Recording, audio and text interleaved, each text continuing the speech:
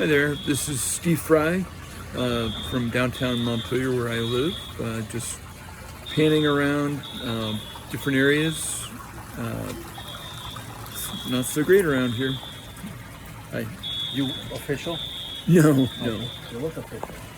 Uh, it's really sad.